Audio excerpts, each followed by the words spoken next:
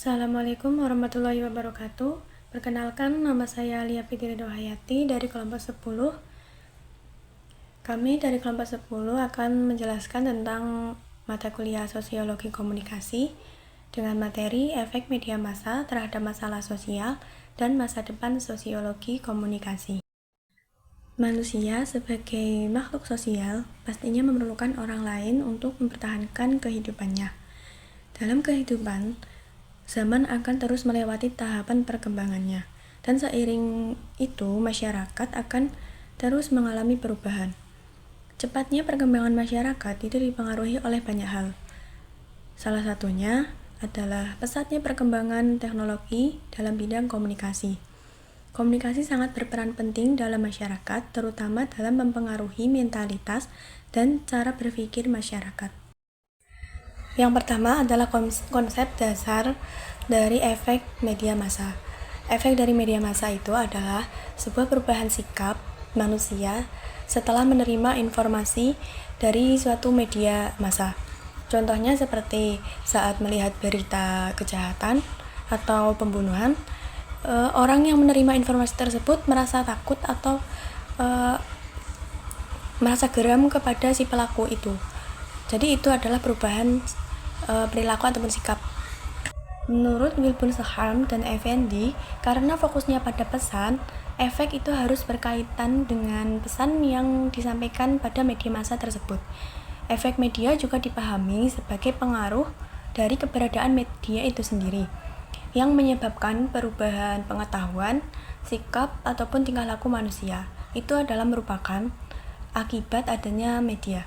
Efek yang ditimbulkan oleh media itu sangat jelas dan nyata. Besarnya pengaruh media massa menimbulkan efek pada kehidupan manusia itu. Kemudian ada fungsi efek media massa. Fungsi positifnya, pada awalnya media massa itu memiliki fungsi positif, yaitu untuk memberi informasi yang edukatif, juga hiburan yang edukatif. Namun, sesuai perkembangan zaman, media massa itu telah beralih fungsi menjadi ladang industri yang mengejar keuntungan sebanyak-banyaknya. Bergesernya kepentingan ini menyebabkan media itu menjadi orientasi khalayak untuk memproduksi sesuatu dengan cepat untuk mendapatkan untung sebanyak-banyaknya. Selanjutnya ada peran media massa dalam kehidupan sosial.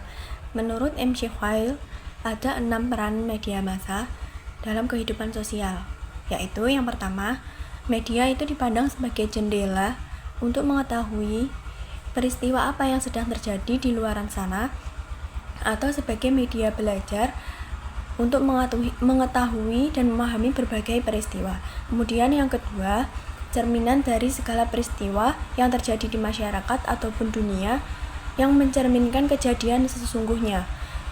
Yang ketiga, itu memandang media sosial itu sebagai filter atau menyeleksi berbagai hal untuk diberi perhatian atau tidak.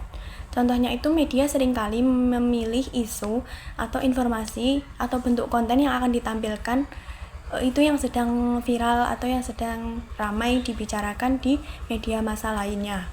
Kemudian yang keempat, media massa dipandang sebagai guide atau pemberi petunjuk atas ketidakpastian suatu informasi. Kemudian yang kelima, melihat media itu sebagai forum untuk menampilkan informasi dan ide pada para khalayak sehingga memungkinkan terjadinya feedback. Kemudian yang keenam, media massa sebagai interlokutor yang tidak hanya menjadi tempat informasi saja, tetapi juga partner komunikasi yang memungkinkan terjadinya komunikasi interaktif. Perkenalkan, nama saya Dino Nurmansyah. Di sini saya akan menjelaskan tentang materi dimensi, teori, dan efek media massa. Yang pertama, dimensi efek media massa, yaitu ada efek kognitif, ada efek afektif, dan juga ada efek behavioral. Yang kedua, ada teori efek media massa. Teori efek media massa itu ada teori spiral of silence, ada teori kultivasi, teori usus and gratification, teori imitasi dan sugesti, dan juga media dependensi teori. Yang ketiga ada tipologi efek media massa, itu ada efek media massa yang direncanakan, efek media massa yang tidak direncanakan, dan juga efek media massa yang terjadi pada masyarakat. Selanjutnya yaitu masalah sosial dan media massa. Masalah sosial adalah ketidaksesuaian antara unsur-unsur kebudayaan atau masyarakat yang membahayakan kehidupan kelompok sosial, dapat menimbulkan gangguan hubungan sosial seperti kegoyahan dalam kehidupan kelompok masyarakat. Di situ menjelaskan ada kategori masalah sosial. Yang pertama yaitu faktor ekonomi, yang kedua faktor budaya, yang ketiga faktor biologis, dan yang keempat yaitu faktor psikologis. Nah, masalah-masalahnya yaitu masalah-masalah sosial dan media massa. Yang pertama yaitu mistisisme dan takhayul. Yang kedua yaitu pelecehan seksual dan pornomedia. Yang ketiga yaitu kekerasan perempuan di media massa. Yang keempat yaitu kekerasan dan sadisme. Dan terakhir yaitu masa depan sosiologi komunikasi.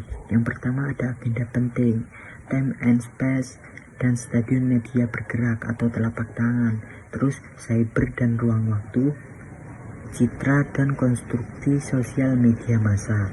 Yang kedua yaitu tenaga pengajar dan peneliti. Yang terakhir adalah kesimpulan. Efek dari media massa merupakan suatu tindakan atau perilaku yang dilakukan oleh audiens setelah menerima atau melihat, mendengar informasi dari media massa.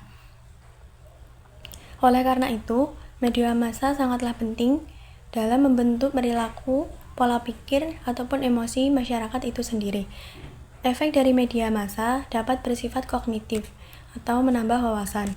Kemudian ada afektif, yaitu menggugah emosi, dan juga perilaku atau tindakan.